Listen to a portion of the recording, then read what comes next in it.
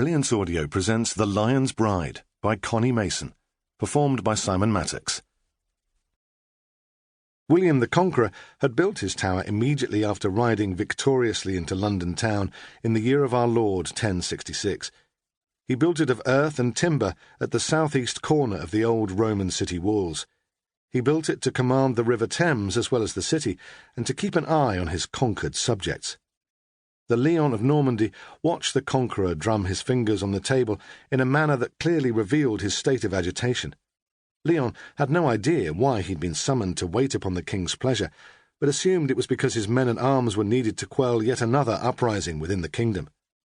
In 1068, William had broken the back of the revolt that began with the attack and slaughter of 3,000 Normans who formed the garrison at York by disgruntled Saxons in western and southwestern England. William had reacted swiftly.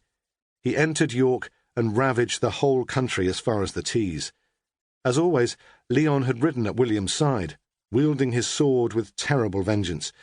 Once the uprising had been put down, William turned his sights to castle building and devising ways to hold his conquered land from invaders, while Lyon continued to ride wherever he was needed on William's behalf. William acknowledged Lyon and beckoned him forward. Apparently, he had something pressing on his mind. "'Tis time for the lion to return to his den. I have need of you at Cragmere.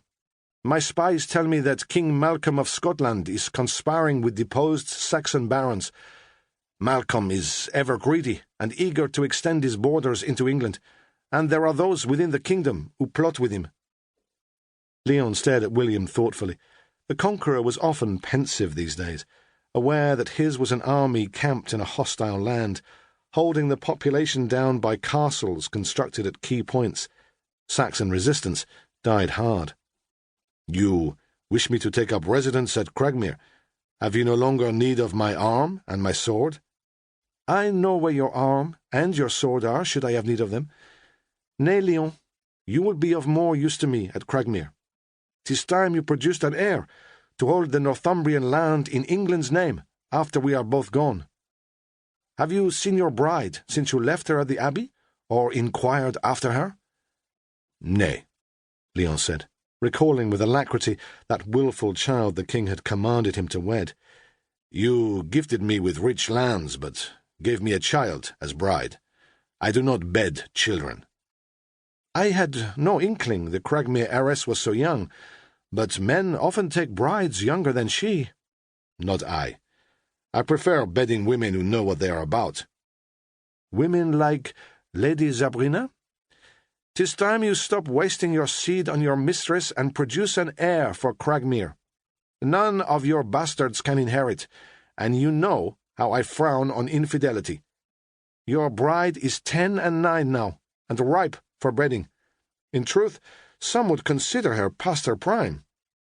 Lyon laughed harshly. "I have no bastards. I am careful not to produce children. I would not have them suffer the same cruel prejudice you and I experienced as bastards of noblemen.